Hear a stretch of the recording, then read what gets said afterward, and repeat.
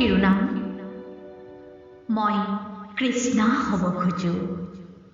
কবি নীলাক্ষী দত্ত। মই কৃষ্ণা হ'ব খোজো। পঞ্চপতিৰ ভাৰ্যা অভিমানী কৃষ্ণা নহয়। বুকুত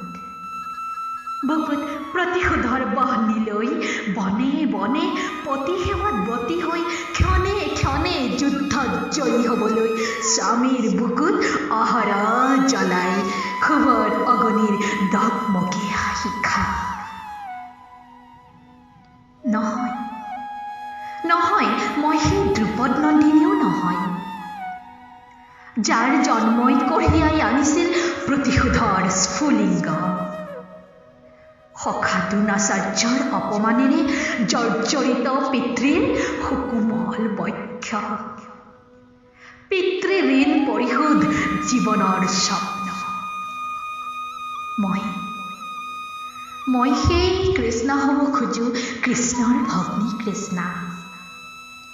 সেই যে এদিন সুদৰ্শন চক্ৰৰ আঘাতত বৈ যোৱা আঙুলিৰ ৰক্ত নিজৰ বস্ত্ৰেৰে বান্ধি কৰিব খুজিছিল সাময়িক বিপদমুক্ত। আৰম্ভ হৈছিল নতুন সম্বন্ধ। বন্ধু পত্নীৰ স্থান লৈছিল ভাতৃ ভগ্নীৰ সম্পৰ্ক।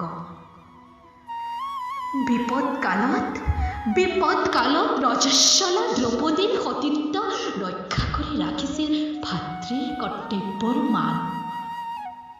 তেজতকৈও হৃদয়ৰ সম্পৰ্কৰ টান।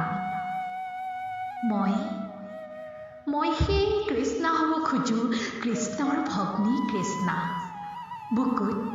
বুকুত সযতনে বান্ধি ৰাখো এই গোপন তৃষ্ণা। মই কৃষ্ণা হ'ব খোজো, কৃষ্ণৰ ভগ্নী কৃষ্ণা।